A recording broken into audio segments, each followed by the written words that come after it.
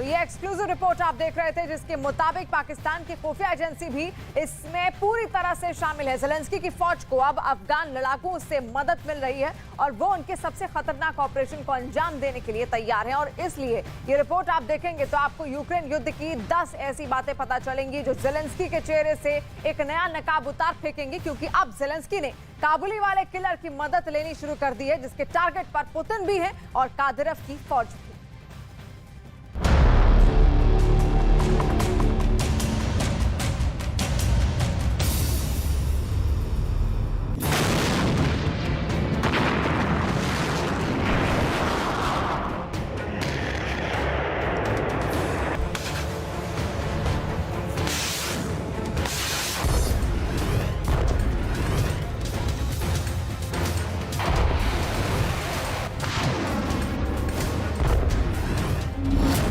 युद्ध की सबसे बड़ी खबर है ये।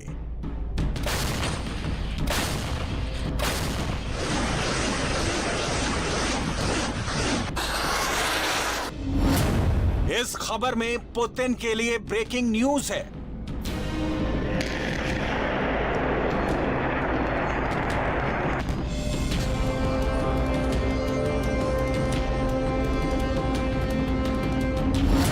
ये खबर पुतिन ने देखी तो पाकिस्तान का बचना मुश्किल है।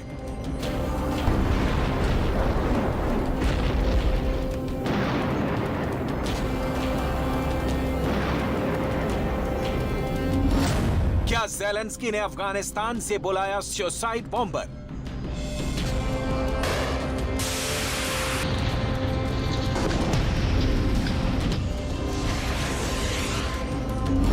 ज़ेलेंस्की से ऐसी उम्मीद पूरी दुनिया को नहीं थी।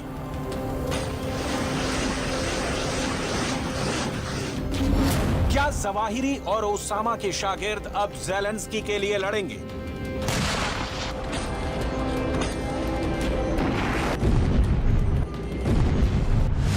पूरी खबर बताएंगे, उससे पहले ये धमाका देखिए।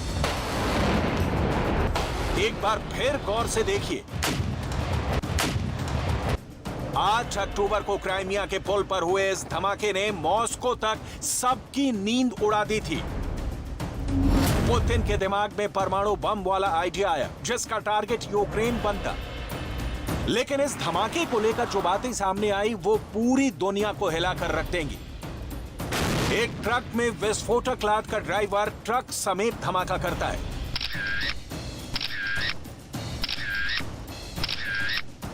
सवाल है कि क्या इस आत्मघाती हमले का ऑर्डर ज़ेलेंस्की ने दिया था? अगर ऐसा हुआ तो ज़ेलेंस्की के लिए आत्मघाती हमलावर का इंतजाम किसने किया? खुफिया सूत्रों से यह बहुत ही धमाकेदार खबर है। सूत्रों के मुताबिक ये सुसाइड बॉम्बर अफगानिस्तान से था और इसका इंतजाम तालिबान और पाकिस्तान ने मिलकर किया था। इस बात को बहुत गौर से समझिएगा, क्योंकि ये ऐसा हमला है जिसके मास्टरमाइंड का पता चलते ही व्लादिमीर पुतिन उसके डेथ वारंट पर दस्तखत कर देंगे। चाहे वो जो हो, पुतिन उसे छोड़ेंगे नहीं। पुतिन को इस युद्ध में शुरू से बहुत नुकसान उठाना पड़ा है।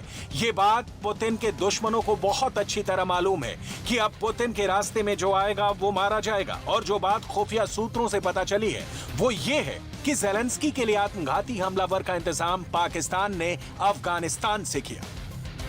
इसी हमलावर ने 8 अक्टूबर को सुबह सवेरे क्राइमिया ब्रिज पर धमाके को अंजाम दिया और फिर कीव पर पुतिन का गुस्सा ऐसा बरसा कि ज़ेलेंस्की का बंकर भी हिलने लगा। अब इस धमाके के बाद अफगानिस्तान पर सबकी नजरें पड़ेंगी। पाकिस्तान की बहुत बड़ी साजिश सामने आएगी। खुफिया सूत्रों से जो रिपोर्ट मिली है उसके मुताबिक कादिरव के लड़ाकों को टक्कर देने के लिए अब यूक्रेन की फौज तालिबान और अल कायदा से मदद ले रही है। तालिबान के आतंकवादी अब अलग अलग रास्ते से यूक्रेन पहुंच रहे हैं और वहां युद्ध में उनका इस्तेमाल एक भाड़े के सैनिक की तरह हो रहा है। यूक्रेन की सेना आमने सामने की लड़ाई तो लड़ सकती है, लेकिन वहां के लोग सुसाइड बॉम्बर नहीं बन सकते। इसलिए यूक्रेन के लिए अफगानिस्तान से सुसाइड बॉम्बर तैयार किए जा रहे हैं और उनकी भर्ती पाकिस्तान की निगरानी में की जा रही है। अफगानिस्तान में तालिबान का शासन आने के बाद वहां लगभग 1 लाख लड़ाके खाली बैठे हुए हैं। उनके पास पैसे कमाने का जरिया भी नहीं है, इसलिए उनको यूक्रेन में लड़ने के लिए तैयार किया जा रहा है। रूस की तरफ से यूक्रेन में लड़ रहे चेचन लड़ाकों को जवाब देने के लिए तालिबान और अलकायदा का इस्तेमाल किया जा रहा है। पुतिन की फौज को कादिरव की बड़ी मदद मिली है, लेकिन ज़ेलेंस्की के पास ऐसे जुनूनी लड़ाके नहीं हैं जो रूस को पूरी जान लगाकर टक्कर दे सकें।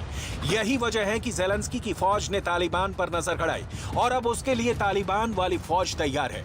दरअसल रूस और यूक्रेन के बीच चल रही लड़ाई में चेचन्या के लड़ाकों की टोली लगातार यूक्रेन पर भारी पड़ रही है। उससे भी भारी पड़ रहा है चेचन्या के लड़ाकों का आतंक, क्योंकि चेचन के लड़ाके बहुत क्रूर माने जाते हैं और उनका मकसद दुश्मन का मनोबल तोड़ना होता है। खुफिया सूत्रों के मुताबिक ज़ेलेंस्की अब ऐसा ही डर पैदा करने के लिए तालिबान की मदद ले रहे हैं। सूत्रों के मुताबिक इस काम में पाकिस्तान की पूरी फौज शामिल है। अपने आकाओं के इशारे पर पाकिस्तान की फौज ने अलकायदा और तालिबान के आतंकवादियों से संपर्क किया और उन्हें कहा कि वे यहाँ तो खाली बैठे हैं, लेकिन अगर वे यूक्रेन में उसका साथ देंगे, उनके लिए युद्ध लड़ेंगे तो उन्हें मिलेगा मुंहमांगा पैसा। साथ ही उन्होंने उन्हें रूस से बदले की याद भी दिलाई, क्योंकि रूस ने 1980 के दशक में अफगानिस्तान के खिलाफ युद्ध लड़ा था। यूक्रेन में इस वक्त बहुत ज्यादा तबाही हो रही है। युद्ध बड़े खतरनाक लेवल पर पहुंच चुका है, लेकिन तमाम मोर्चों पर हर तरह के हमलों के बावजूद क्रूरता की ऐसी पराकाष्ठा किसी ने नहीं पेश की जैसे चेचन लड़ाकों ने की है। आमतौर पर यूक्रेन के फौजी के किसी के सामने पड़ने पर उसे सिर्फ गोली मारते हैं, लेकिन चेचन लड़ाके अपने साथ कुल्हाड़ी और हथौड़ा रखते हैं, जिससे वो अपने दुश्मन के परखच्चे उड़ाने के लिए तैयार रहते हैं। कादिरव की फौज की ऐसी ही क्रूरता ने यूक्रेन की फौज में डर पैदा कर दिया है और अब ज़ेलेंस्की इस डर का मुकाबला तालिबान के आतंकियों के इस्तेमाल से करना चाहते हैं। सूत्रों के मुताबिक इन अफगान लड़ाकों को गोरिल्ला वॉर करने के लिए कहा गया है, जिससे वो रूस की सेना को ज्यादा से ज्यादा नुकसान पहुंचा सकें। इनमें कई आत्मघाती हमलावर भी हैं, जिनमें से एक क्राइमिया का ब्रिज उड़ाने वाले हमले में शामिल था। यानी तालिबान ने यूक्रेन की तरफ से सुसाइड बॉम्बिंग का कॉन्ट्रैक्ट ले लिया है और इसमें बड़ी भूमिका पाकिस्तान की है। सवाल है कि पाकिस्तान ऐसा क्यों कर रहा है? क्या वो अमेरिका को खुश करना चाहता है? क्या वो CIA के साथ अपने संबंधों को फिर से मजबूत करना चाहता है? क्या पाकिस्तान अफगानिस्तान के आतंकियों का इस्तेमाल एक बार फिर अमेरिका के गुड बुक्स में आने के लिए करना चाहता है? लेकिन इससे भी बड़ा सवाल कि बाजवा या शाहबाज शरीफ ऐसा करके रूस या कहीं पुतिन के गुस्से का शिकार क्यों बनना चाहेंगे? पुतिन ने इस वक्त यूक्रेन के युद्ध में एक लकीर खींच दी है, जो खासकर यूरोप के देशों के लिए है। यानी जो उनके साथ नहीं है वो उनके खिलाफ है। लेकिन पाकिस्तान ने अब पुतिन के खिलाफ जो आग जल रही है उसमें घी डालने का काम किया है। सूत्रों के मुताबिक पाकिस्तानी खुफिया एजेंसी ISI ने बाकायदा अफगानिस्तान जाकर तालिबान के ट्रेनिंग कैंपों में तालिबान के आतंकवादियों का ब्रेन वॉश किया और उन्हें इस बात के लिए राजी किया कि वे यूक्रेन जाकर पुतिन के खिलाफ लड़ेंगे। सूत्रों का कहना है कि इसके पीछे पाकिस्तान की मंशा अपने पूर्व प्रधानमंत्री इमरान खान की रूस यात्रा का कथित कलंक भी धोना है। इस वक्त यूक्रेन युद्ध को लेकर दुनिया में दो धड़े बन चुके हैं। एक वो जो रूस के साथ है और दूसरा वो यूक्रेन या कहीं कि अमेरिका के साथ है। यूक्रेन के साथ नाटो देश है तो रूस के साथ ईरान है, बेलारूस है, सीरिया है। चीन और भारत ने भी रूस का विरोध नहीं किया है। पुतिन को इस वक्त मदद चाहिए, इसमें कोई शक नहीं, इसलिए रूस ईरान से बड़ी मदद ले रहा है।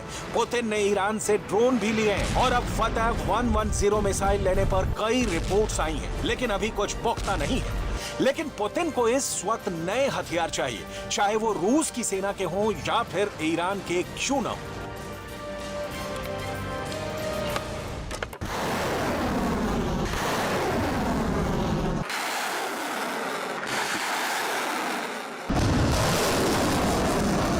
पुतिन को नए हथियार मिलेंगे तो ज़ेलेंस्की को भी नाटो से नए हथियार मिलते रहेंगे। ऐसी गारंटी खुद अमेरिका ने दी है। बाइडेन ने बार बार कहा है कि वो यूक्रेन को अकेला नहीं छोड़ेंगे और ज़ेलेंस्की का आखिरी दम तक साथ देंगे।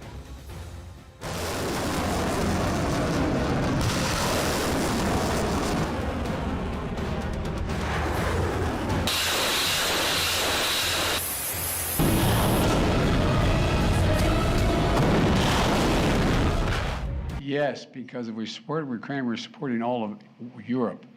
We're supporting NATO.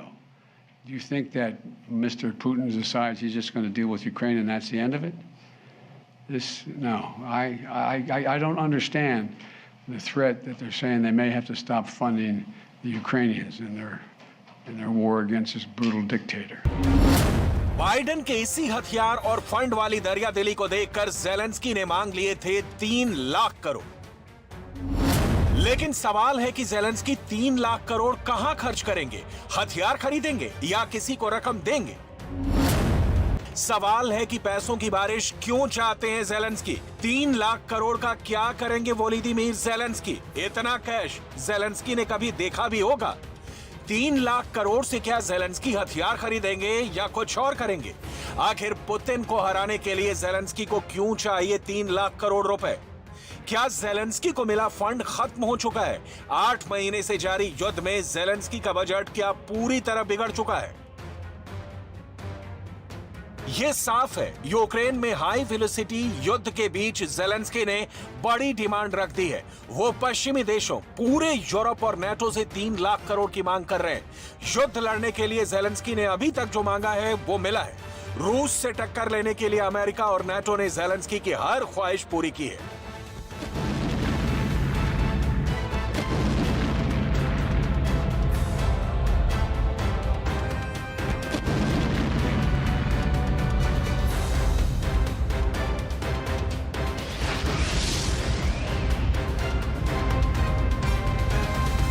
चाहे वो अमेरिका और ब्रिटेन से मिली ज़ैवलिन और एन-लॉ जैसी एंटी टैंक गाइडेड मिसाइल हो, चाहे वो रूस के विमानों को गिराने के लिए अमेरिका से मिले स्टिंगर मिसाइल हो, चाहे वो रूस की मिलिट्री पोजीशन पर बमबारी के लिए अमेरिका के हाइमर्स रॉकेट सिस्टम हो, चाहे वो अमेरिका से मिली M777 तोप और उसके हजारों गोले हो, चाहे वो पोलैंड और चेक गणराज्य से मिले T-72 टैंक ही क्यों ना हो,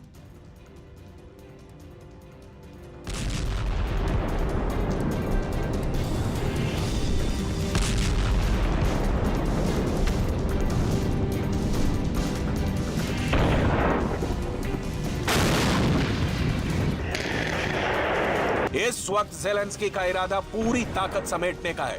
रूस की पोजीशन को लगातार अटैक करने का उनका काम जारी है।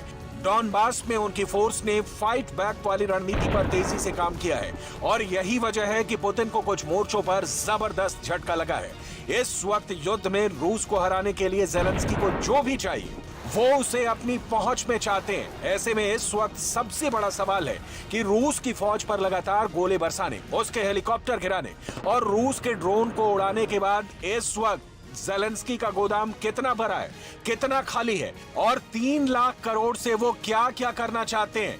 3 लाख करोड़ में ज़ेलेंस्की किसका गोदाम भरेंगे? फिलहाल यूक्रेन से जो खुफिया रिपोर्ट मिल रही है उसमें दावा किया जा रहा है कि ज़ेलेंस्की की फौज ने तालिबान की मदद लेनी शुरू कर दी है और तालिबान की फोर्स अब ऑपरेशन में भी हिस्सा ले रही है। ज़ेलेंस्की को आगे बढ़ने से रोकने के लिए पुतिन उनकी मोर्चाबंदी तोड़ने के लिए 24 घंटे काम कर रहे हैं। बड़े शहरों पर रूस अब भी बमबारी कर रहा है। यूक्रेन का दावा है कि जब से पुतिन को पीछे हटना पड़ा है, रूस की फौज बराबर रिहायशी इलाकों पर अपना गुस्सा उतार रही है।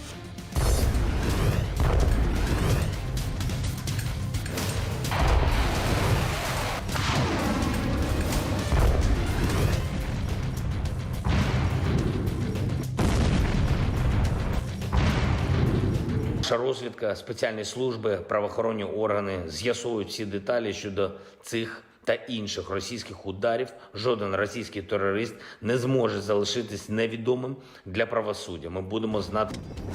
युद्ध लड़ना किसी भी देश के लिए आसान नहीं होता। रोज अरबों का गोला बारूद दागा जाता है।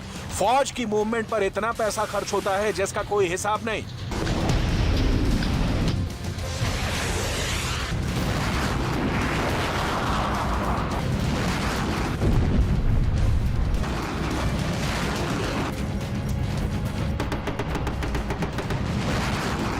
यही वजह है कि ज़ेलेंस्की अरबों डॉलर्स की बारिश चाहते हैं। ज़ेलेंस्की को पूरी उम्मीद है कि 3 लाख करोड़ की बारिश होगी तो वो पुतिन को हरा सकते हैं। कम से कम वो इस बात का भरोसा बाइडेन और नेटो को जरूर दे रहे हैं और ऐसी पावर उनकी बातों पर ध्यान भी दे रही हैं।